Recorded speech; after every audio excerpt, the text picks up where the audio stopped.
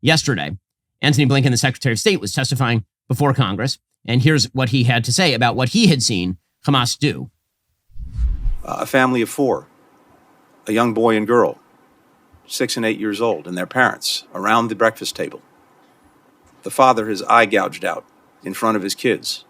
The mother's breast cut off. The girl's foot amputated. The boy's fingers cut off before they were executed. And then their executioners sat down and had a meal. That's what this society is dealing with. And no nation could tolerate that.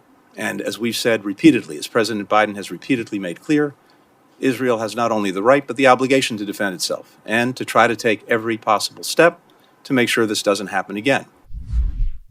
So he's testifying about that, and he's completely correct. What did the media focus on? They didn't focus on what Blinken actually had to say. What they focused on is protesters disrupting Blinken. Now, again, these protesters are garbage human beings and morons. What they're doing is they sat in the back of the room holding up their hands, stained red with ink, to suggest that Tony Blinken has blood on his hands. Now, they wouldn't do this with regard to Hamas. And I just will point out here an odd and disturbing parallel. Here are all these people holding up their red hands to show that America has blood on its hands or whatever the hell that is. But here's a little bit of the video. Collins, distinguished members of the Appropriations Committee, thank you for this opportunity to testify before you today.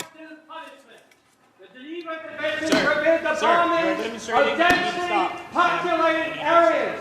Stop supporting the genocide and ethnic cleansing of the people of Gaza. Cease fire now. Save the children of Gaza. Save the children of Gaza. Not in the face of an intensifying strategic competition in the Indo-Pacific and around the world. Permanently unemployable idiots at best. Evil, genocidal anti-Semites at worst. It's despicable people. Anyway, there is an odd historical echo here. And the people holding up their red hands to the camera. Last time I saw hands that red, it's when there were, actual members of the Palestinian Authority holding up their red hands after having butchered an Israeli soldier who mistakenly drove into Ramallah. I mean, it's hard not to see that particular picture. That picture was pretty famous back in the day. By the way, this administration is now talking about giving the Palestinian Authority control over the Gaza Strip, which is the Palestinian Authority is literally paying the families of the terrorists who murdered people in the Gaza envelope. So that would just be kind of changing one horse for the same horse of a slightly different color. That's what the Biden administration is now talking about. Now, the question is, will the Biden administration go weak-kneed on all of this because of all of the press coverage and because of the supposed internal dissent, despite the fact that, again, the polling data in the United States suggests broad and wide support for Israel in this conflict? With all this turmoil in the world, with the economy on tenterhooks, with it seeming as though everything is chaotic, you might want to diversify into something that has never been worth zero. You might want to diversify into precious metals the same way that I do. We keep on spending and spending and spending and spending. And Joe Biden's going to keep spending and spending. The devaluation of the dollar is coming. Everyone knows this. We have $35 trillion in national debt. Protect your savings today by diversifying into gold with the help of Birch Gold Group. Here's the best part. When you open an IRA with Birch Gold, for every $10,000 you spend by December 22nd, Birch Gold will send you a free gold bar. Just text Ben to 989898 to claim eligibility before Black Friday. Birch Gold can even help you convert an existing IRA or 401k into an IRA in gold without taking any money out of pocket. And you still get those free gold bars with an A+ rating with the Better Business Bureau, thousands of satisfied customers. You can count on Birch Gold to help you transition existing IRA or 401k into an IRA in gold. Don't let your savings fall victim to the further devaluation of the dollar. Text Ben to 989898. Receive that free info kit on gold. Claim your eligibility before Black Friday. Receive free gold bars on your qualifying purchase. That's Ben to 989898. Let's talk about sleep quality. So, poor sleep quality, as we know, can cause weight gain, mood issues, poor mental health, lower productivity. Sleep is the foundation of our mental and physical health and performance. Having a consistent nighttime routine is non-negotiable. If you're struggling with sleep, you should probably check out Beam. Beam's top-selling Beam Dream has a new formula. Dream contains a powerful, all-natural blend of reishi magnesium, L-theanine, and epigenin to help you fall asleep, stay asleep, and wake up refreshed. Just mix Beam Dream into hot water or milk, stir or froth, and enjoy before bedtime. Today, my listeners get a special discount on Beam's Dream Powder, their best-selling healthy hot cocoa for sleep with no added sugar. Now available in delicious flavors like cinnamon cocoa, chocolate peanut butter, and mint chip. Better sleep has never tasted better. They sent a bunch of their product down to the office. Our team has been loving it. If you want to try Beam's best-selling dream powder, get up to 40% off for a limited time when you go to shopbeam.com/Ben. Use code Ben at checkout. That's shopbeam.com/Ben. Use code Ben for up to 40% off. Shopbeam.com/Ben. On the international front, the battle in the media is a major part of what is going on because on the ground, Israel is winning.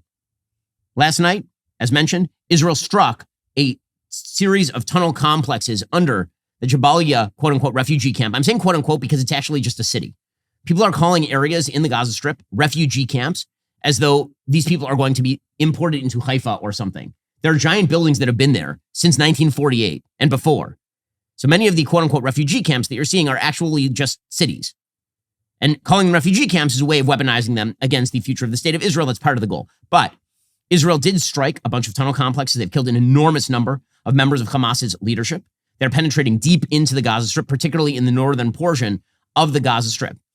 And so that's creating desperation on the part of Hamas, which you are seeing in them now attempting to say that they're going to release some passport holders. American passport holders were being held up by Hamas in the Gaza Strip. They're not being allowed to leave via the Rafah crossing. Apparently, Hamas is now thinking about maybe allowing that to happen because they're trying to create some sort of sentiment that they're not all that bad. I mean, they are releasing people with dual passports.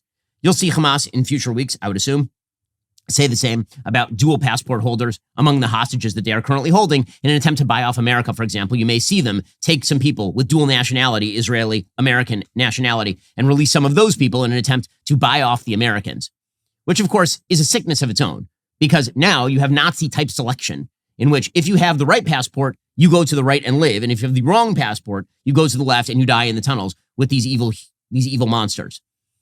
So what Hamas is relying upon is that the international community will stop Israel from finishing them off.